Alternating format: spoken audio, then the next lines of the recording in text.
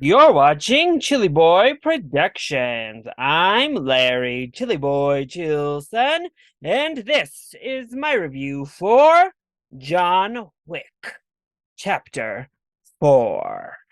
Before we get into this review, make sure to go ahead and click that subscribe button down below so that you can chill with me on each and every one of my latest videos.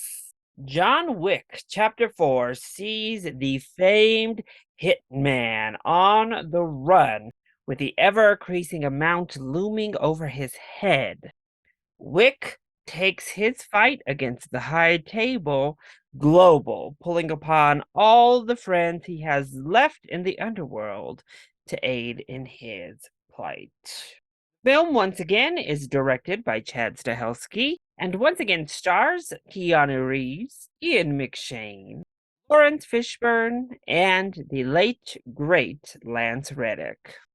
So they are this time joined by newcomers Bill Skarsgård and Donna Yen. John Wick is back in action for a fourth round in this brutal fight. Someone who has really enjoyed all three of the previous John Wick installments. Of course, I was hyped to get brought back into this universe, go on another bloody adventure with John Wick himself, and see what type of new ways of killing people he can come up with. And John Wick Chapter 4 does not disappoint. Well, I do think it's on the lower tier of my John Wick filmography.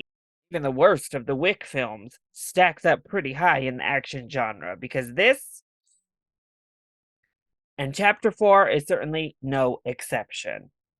So let's go ahead and talk about those positives first. Well, once again, the big positive is the action. It is shot so well in this film yet again. The John Wick franchise really has set the bar for westernized action films when it comes to cinematography and camera work. The filmmaking on display is just beautiful. You can see what's happening in these fights, even as they get more and more chaotic and crazy. There are 4 to 5 big action set pieces in here that have you literally eyes glued to the screen. I winced at several points throughout the film, and in a few non-action set pieces.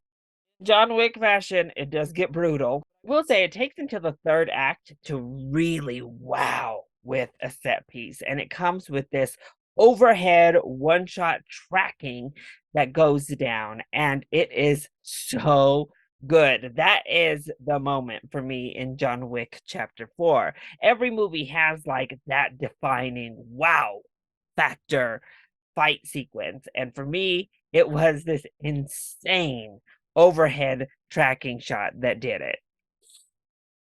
Speaking of great action set pieces, there is a pretty awesome one early in the film when we get to see the Osaka Continental. This is, of course, the sequence we're introduced to Hiroyuki Sanada, who is amazing in this film. He's always so fantastic. He carries such a presence with him, and I just wanted more. That's my only complaint there. Also, Rina Sawayama, who plays his daughter, is fantastic in this sequence. I loved her action set pieces. I was so down to see her get in on the fighting, and it's a lot of fun.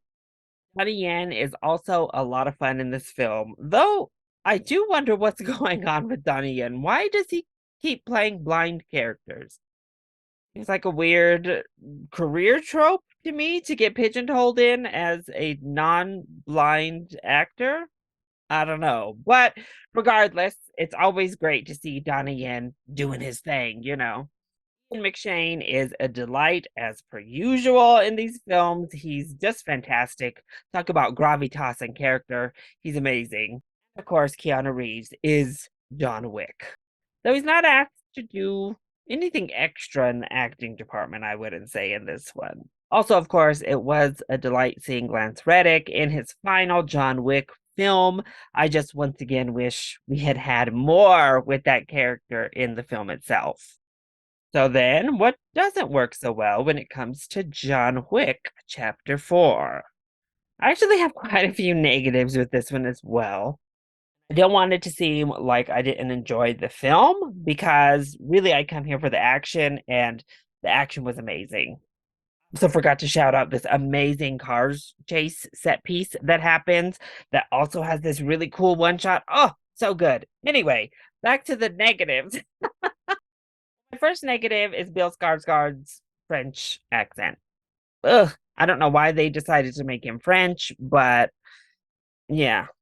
Also, it's kind of just part of a bigger problem in the film. It's that we introduce too many little side plots. Like, of course, we're dealing with the fallout of John Wick not dying in chapter 3 against the High Table.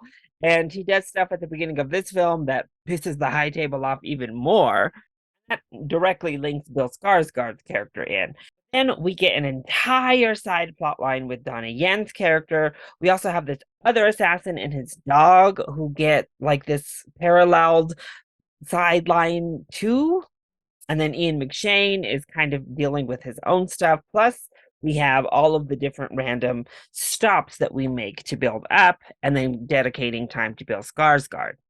Just didn't really understand why we needed both Shamir Anderson and Donnie Yen's characters here, what their purpose was as these antagonistic kind of anti-hero types. I think all of this leads to a runtime that's just a bit too long. It does clock in at nearly 3 hours long, and we could have streamlined that story. After watching the film, I think we could have made some edits to cut this sucker down and made it more of a lean, mean killing machine.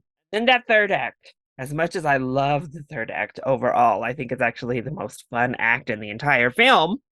Uh, they kind of step over at least twice, very evidently twice, the line of Goofy. Uh, there were parts of that third act that felt more like I was playing a video game rather than watching an action film. There are moments here where characters should have their backs broken, have their knees broken out, be dead, and they're all right. They're cool. Just like the folks in Scream getting stabbed over and over. Here in John Wick, I mean, you can fall off a 10-story building, hit a couple things on your way down, and land straight to the concrete and find your way back up. So I guess that's in line with the end of chapter 3 because that was already outrageous as it was. But we continue that trend into this film. And in line with that kind of video game feel of it, you have like these little mini missions, it feels like here. Particularly, once again, in the third act, as you're trying to, we have a timed mission to get to a place. And there's literally like little distractions so we can get to the final boss type of feel to it. We have little side missions throughout, and one of them had the most cartoonish villain in any of these films, and I hated him. He had literally a gold grill, and I mean, he was a straight up cartoon. Overall, I don't come into John Wick films looking for deep character studies or believable kills and physics. I come in here looking for some badass action that I can't get delivered from anything else in Western cinema. And John Wick Chapter 4 delivered that yet again. I had a blast watching this film. If this is the end for the character of John Wick in these films, outside of the spin-offs, which we already know are coming, I think it's a great send-off for the character and the main series. So if you've enjoyed the other 3 John Wick films, you're getting more of what you love in this one as well. So I definitely think all fans of the John Wick franchise should give this one a full price ticket. You're going to have a really good time. That is my review for John Wick Chapter 4. I hope you enjoyed it. If you did, go ahead, click like down below and subscribe to the channel so that you are always up to date on all of my latest videos. Also, join in on the discussion. Have you checked out John Wick Chapter 4? Leave your thoughts either in the comment section down below, or you can hit me up on Twitter. I love you all so much for your continued support. Thank you for watching, and we'll see you next time. Bye!